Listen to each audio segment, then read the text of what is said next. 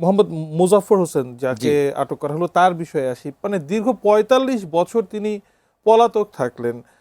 একটা সময় বলা হচ্ছিল ১৯৮৯ থেকে ৯৩ পর্যন্ত তিনি ভারতে ছিলেন। তার যে অপর একজন সঙ্গী তিনি দীর্ঘদিন ব্যাংককে ছিলেন। জি, এরপর তিনি অবশেষে ধরা পড়লেন। মানে এত দীর্ঘ সময় এইভাবে পলাতক থাকাটা তার পক্ষে এভাবে সম্ভব হলো কিভাবে? এতেই বোঝা যায় যে আমাদের নিরাপত্তা বিষয়ক যেই দুর্বলতাগুলা এগুলো কতটুকু সিভিয়ার ছিল। যে একজন রাষ্ট্রপতির কিলার দেশ থেকে পালিয়ে গেলেন, ওখানে বাইরে বাইরে থাকছেন, তাদের নামে কোনো ওয়ারেন্ট ইস্যু হয় না, তারপরে ইন্টারন্যাশনাল যেই লগুলো আছে সেগুলো ফলো করে তাদের নামে ওয়ারেন্ট জারি করা যেত, সেগুলোও হয়নি এবং অনেক দিন কেটে গেছে।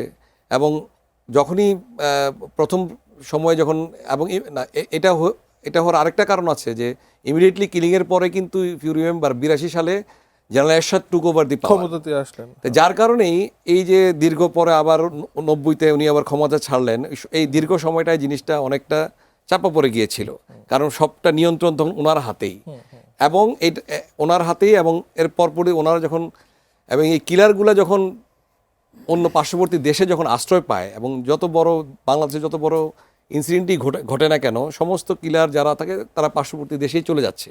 এবং আমাদের কাছে খুব অ্যালার্মিং যে পার্শ্ববর্তী দেশে ওরা যাওয়ার পরে তারা ওইরকম সহযোগিতা আমাদেরকে ক্ষেত্র বিশেষে আর করে না।